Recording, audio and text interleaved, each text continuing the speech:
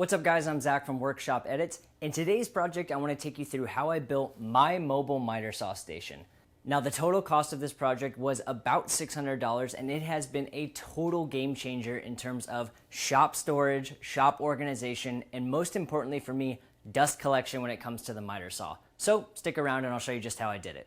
A project long outstanding on my list was a miter station build. For me, the reason it took so long to tackle the project was because I wanted to have a good understanding of what my needs were in my shop. In a smaller two-car garage shop, space is everything, so having a solution that utilizes unused space up against my garage door is still mobile and adds storage, but also expansion down the road, and can ultimately collect all the dust my previous setup didn't, were all factors that played into this. So I spent quite a lot of time in SketchUp figuring out my design, and I'm really happy with what I came up with. The first step was to build the base. This was built entirely from 4x4s. I think 4x4s are the best solution for creating something that won't bow or flex over time and just felt overall really strong and heavy. I began by marking and breaking down the 4x4s into 2 longer pieces and 4 cross supports. You can see just how much dust my not so good miter saw creates. To hold the main base together, I'm going to be using 6 lag screws, 2 per side per piece, so 8 total. I lined up my pieces and was precise about where I marked out where each screw would go. You'd actually end up seeing these screws in the final build, so I wanted them to be even and make them clean looking. To countersink the screws so that they weren't sticking out, I drilled out a hole with a Forstner bit and then pre-drilled a thinner hole to accept the lag screw. I didn't want any of my materials splitting. And before assembly, I drove them in halfway. I then clamped things together and used a mallet to line everything up before using my impact driver to drive those lag screws in. You can do this by hand, but an impact driver really speeds things up. I repeated this on all 4 corners, and using the clamps was key to keeping things lined up. For the middle joints, I hammered in those extra support pieces and just used a few 3-inch wood screws and drove them in at an angle. This was more to keep things square and less about support, but it felt plenty strong in the process. Next up was assembling the framing of the piece. This meant breaking down a lot of 3/4 inch maple plywood to account for the green, red, purple, and yellow pieces that you see in my SketchUp file. Most of this was done on my table saw for accuracy and repeatability of the cuts, but you could do this with a circular saw too, and I used mine a few times to break down some of the larger pieces, as you can see here. My design was built using pocket holes for almost everything. They're strong, they're great for shop furniture, and they're really quick for joinery. And I should note that the SketchUp file that you see me referencing is linked below if you want to check out how the materials are broken down for this, if you have any interest in building it for yourself. The main thing I'll call out is that it is designed with having 4-inch castors in mind. So if you don't plan on having a mobile station, you'll want to just make all of the vertical supports 4 inches taller. What you've seen me doing so far is taking each of the larger sheet goods support surfaces and screwing them into the base with some 1.5-inch pocket hole screws. Then using more screws, I could one by one add each vertical piece. And I'm using a set of spacers that I cut so that everything is accurately spaced and I could have a surface to butt up against as I screwed in those pocket holes. Also, using a large T-square was helpful in lining up those pieces to keep them square. Then I could do the same for the top and add my top structure, again using pocket hole screws and my spacing block. And this would ultimately be the top surface of the miter station, so I wanted things to be flat and square. Before moving to the other side, I needed to figure out how wide of a surface area my miter saw would sit on.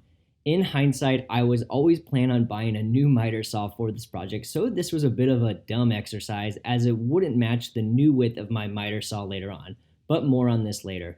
Regardless, in terms of a process, I marked out and measured the width of the saw and then used my circular saw to cut out the piece from a corner of 1/2-inch plywood. I then used the width of the piece that would actually house the miter saw to set up assembly of the first wall on the other side. And this section of the build was actually meant to house my metal chop saw, so using the width of that saw actually helped me place the next wall of the build. I could then add in my final wall to the outside piece and then again screw in my top surface. And I kept this long so that I could cut it down to final size later on.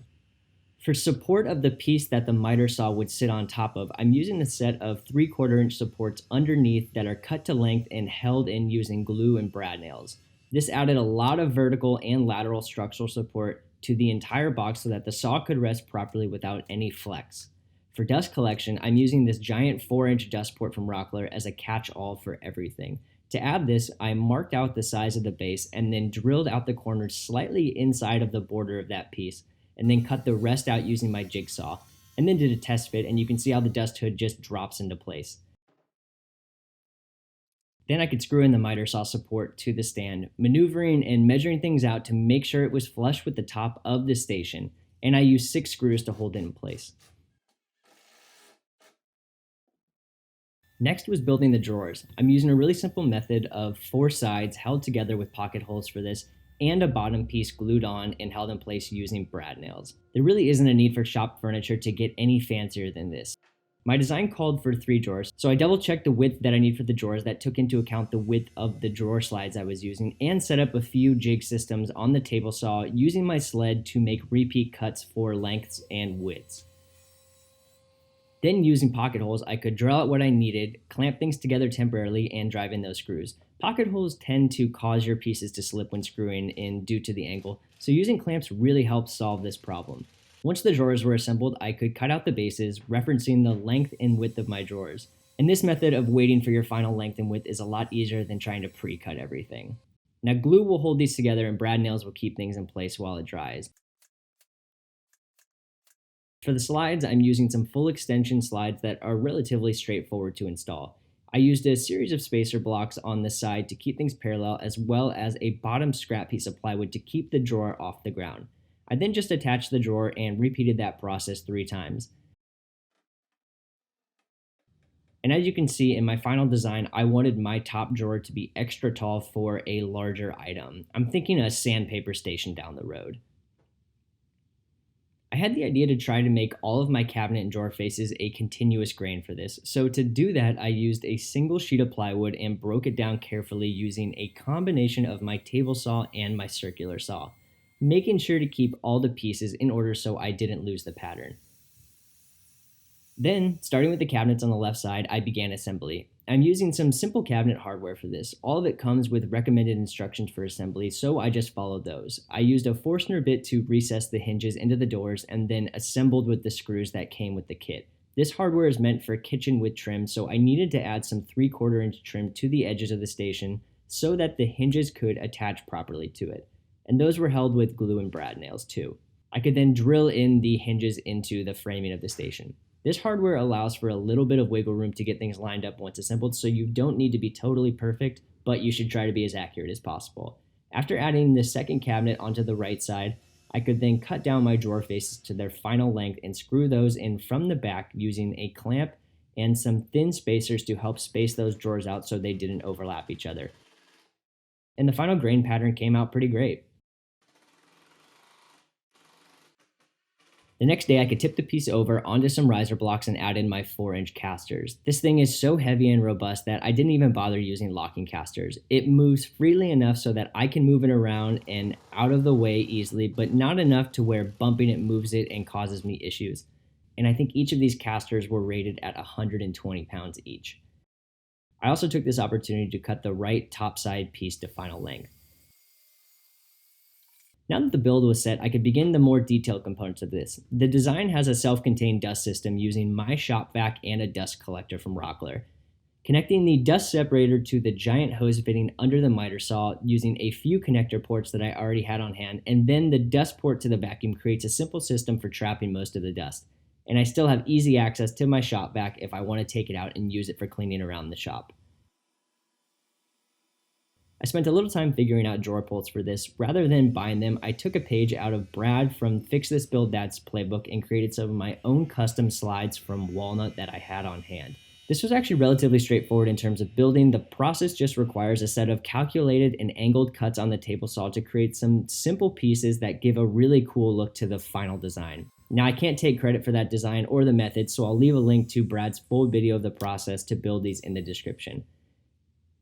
I did use some spray polyurethane to bring out the grain of the walnut a bit more and protect them against the wear and tear of my shop. All to say, I thought they looked great in their final design, and they were a really cool accent to the maple plywood that I used for the cabinet faces.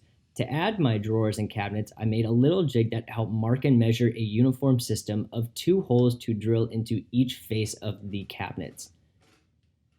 I could clamp it onto the cabinet face and then drill 2 holes from the front, either on each drawer front or the cabinet side, and then using some screws attach each drawer pull from the back. And I did use a speed square to keep things level in the process. It's pretty simple and straightforward, but there's a ton of room for error in terms of having things not be 90 degrees or parallel to each other, so I took my time with each one.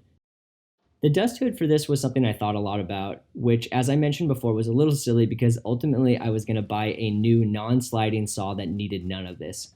Using the remainder plywood pieces I had left, I marked out how deep my dust hood would need to go based on the sliding length of my miter saw and broke down the pieces on the table saw. The base piece of the dust collection hood that would attach to the miter station needed to have a large section cut out to fit around the dust collector piece, which I did safely using a combination of my drill, my table saw, and a jigsaw.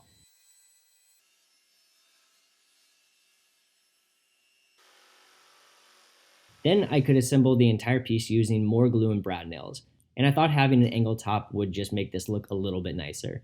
Now, because the hood was so deep, I also decided to cut a piece that matched the width of the interior of the hood and added 45-degree angles to each side of it. I could then hammer it into place so that any dust that hit the back corners of the hood would fall and slide down into the dust hood, preventing any buildup.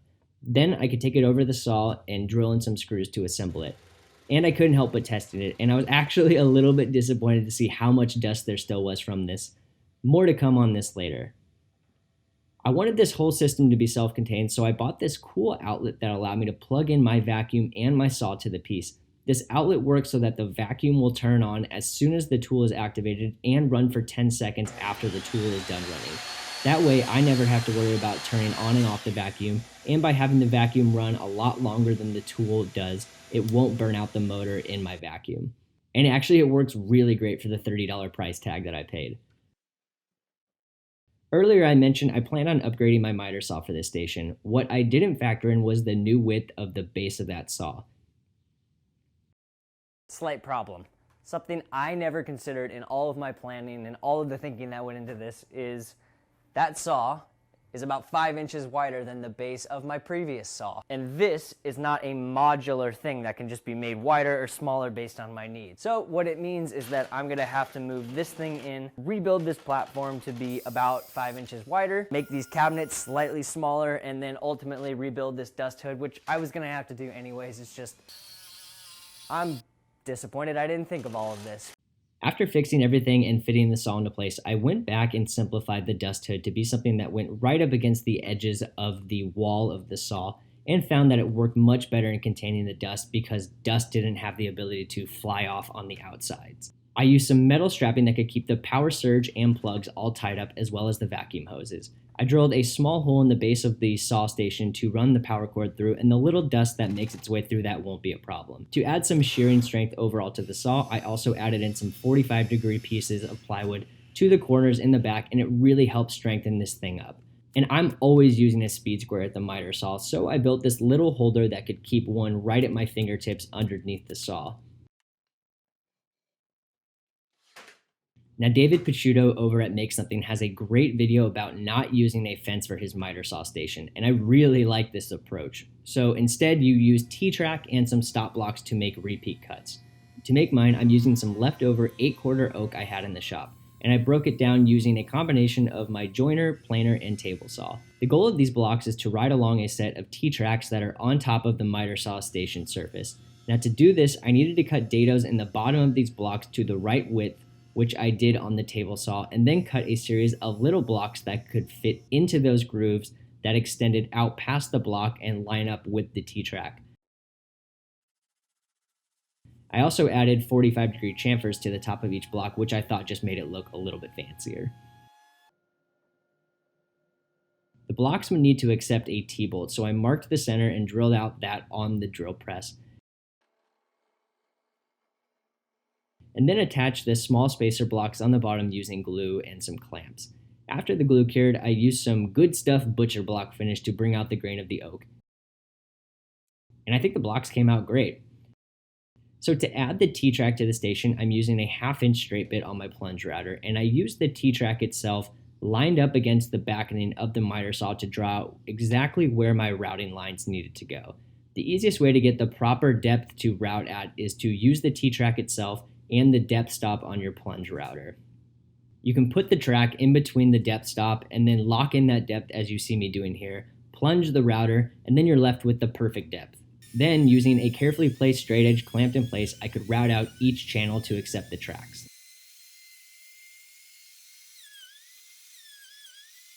And I vacuumed in between, which got rid of the excess dust, and then moved the fence in 1/4 inch and made a second pass with the router.